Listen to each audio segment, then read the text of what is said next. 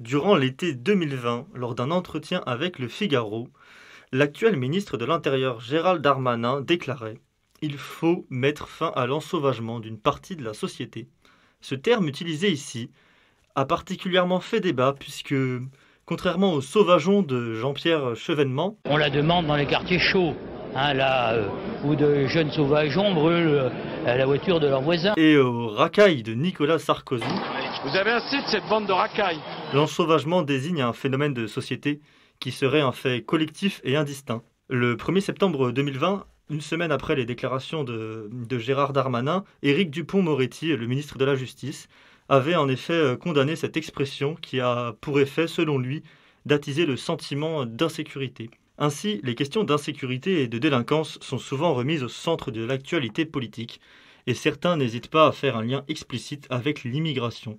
Dans ce tweet publié le 15 septembre dernier, Éric Ciotti, député Les Républicains des Alpes-Maritimes, le dit clairement : l'immigration est l'une des causes de la délinquance. L'expulsion de ces délinquants et criminels étrangers doit être systématique. Et face à ces discours politiques alarmistes liant immigration et délinquance, les Français assimilent eux aussi la délinquance à l'immigration. En 2019, 37% des personnes interrogées dans un sondage jugeaient que l'immigration est la cause principale de l'insécurité en France.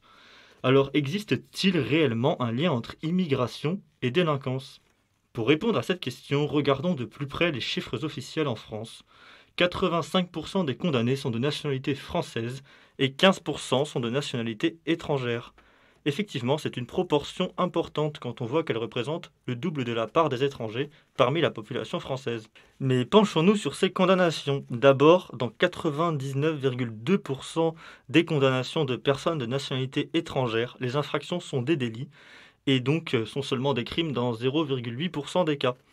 Pour rappel, les crimes et les délits sont deux catégories d'infractions qui se distinguent par leur gravité. Un crime, par exemple un meurtre, est une infraction bien plus grave qu'un délit, par exemple un vol simple. En France, entre 2006 et 2018, on a pu observer effectivement une hausse de 10% des condamnations pour délits des personnes de nationalité étrangère, mais aussi une baisse d'autant du nombre de condamnations pour crimes. De plus, la part des étrangers dans les condamnations varie selon la nature de l'infraction.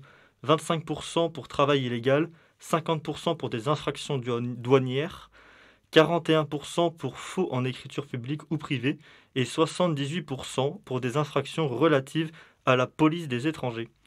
En bref, pour l'essentiel, ce sont principalement des infractions liées à la régularité du séjour des étrangers en France. Mais alors, comment s'explique cette délinquance ? D'abord, les étrangers sont victimes de traitements discriminatoires par la police et la justice.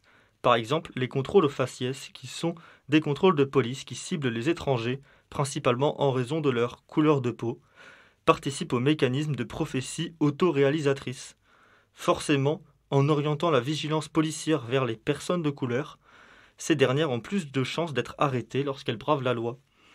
Des discriminations envers les étrangers sont également notoires dans le domaine de la justice. Même si les magistrats ne les discriminent pas consciemment, il est prouvé qu'à infraction égale, les étrangers sont plus lourdement sanctionnés que les nationaux. Un autre facteur peut expliquer cette délinquance, les inégalités économiques et sociales. La délinquance des immigrés et de leurs descendants est d'abord une délinquance de pauvres, liée aux conditions de vie dans les quartiers populaires.